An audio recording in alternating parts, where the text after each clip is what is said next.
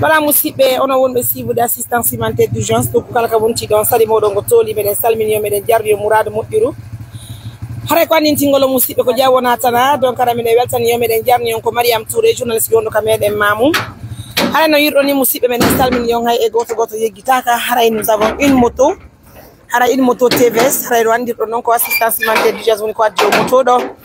donc andani hooremo musidɓe ari min heeɓi un montant de 6 millions un montant de 6 millions et le montant de 6 millions musidɓe no yirɗo ni musidɓe e haray kadi monsieur Barry wontiramɓe en ka meɗen haray monsieur Barry wontiramɓe en ka meɗen alomay woni ko neldi en 3 millions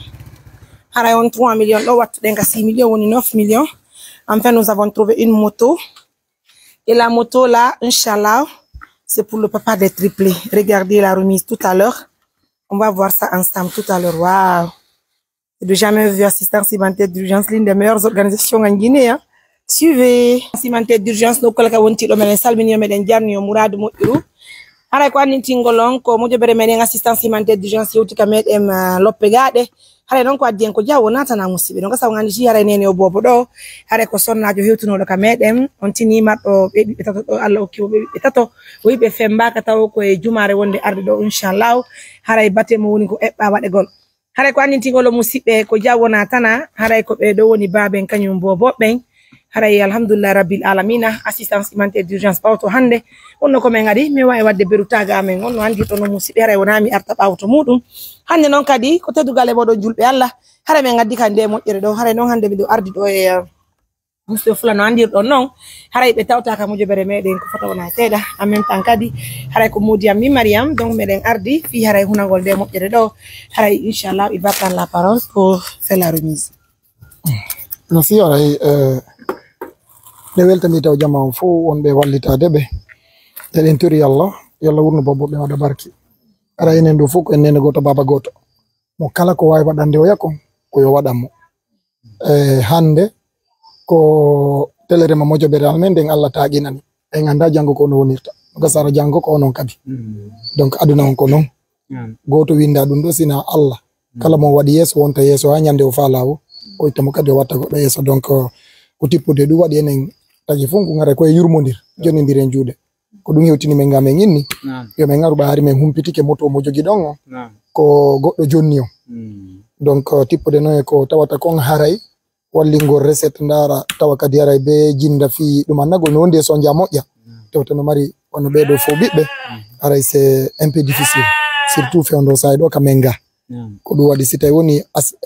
ONG on yitidi e kañum wallitotoɓe en ɓen min holliɓe haray vraiment koni faalira ɗen kamɓe kadi e tippude mojobere nden ɓenni haray vraiment ko men daaro moto ɗo min gara min waɗa e sokeje moɗon haray oɗo ko onon jeeyi donc ndaron no kañum joma o motoɗa hettira hara koye hoore jikke ɓaari on wondiri ha neeɓi o hettira hoore doyi e hoore jikke innon haray e bawgal Allah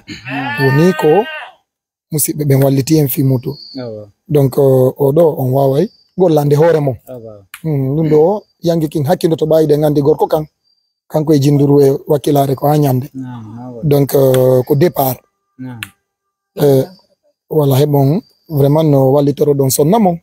e tellere makko fewti kañum fayɓe jibinaɓe nayi haray ko ɗum woni ko yewti ɗo haray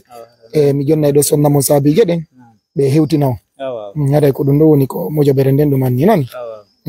eno ɗo kasko on awa on weltanto kadi musidɓe meɗen on ɓe wallitade ɓen ino kaydiji mo to min waɗi ga inde mon nden ko monsieur Ousmane ko inde nden ne ko ɗum ɗon min waɗi son yeehi koko waɗa ko ngaɓe moƴƴinirta kaydiji moto on tigi tigi carte grise ɗum hara ino ɗo on yewtinana e modi mo nan ino casque on ɗo ino ɗo kadi ɗum ɗo ko toon min tawi yatti toon de lokke aray ko wano ni nani Allah yebbu ko mo allahumma amina allahumma weltani ko Allah barke mo jobarante amin Allah yebbo amin ay ko Allah mari joddi ay men wata on jebude ay Allah yebbo allahumma Allah amin windu baraji nan amin amin barka bu en goto nani awa en goto ara jonko ɗo ɓe holliri ni moto ko non je danko ɗon ɓe gumo e pay koye mum ko Allah waɗa barke maɓɓe nan ara mi weltaniki o moƴƴa non ko waɗɗum ko jikke amen enen kadi haray mi weltaniki jooma on ko tawata mi wawi heɓde nde ɗo moƴƴere fiyat dangol mi waɗa surprise nan on jarama boui donc je pense qu'on va clôturer l'émission en beauté. C'était juste une question de vous montrer combien de fois assistance humanitaire d'urgence aime aider, aime protéger, aime partager le bonheur des autres. En tout cas, merci à tous pour cette moto, hein. Encore une fois de plus, prenez bien soin de vous. Bonsoir.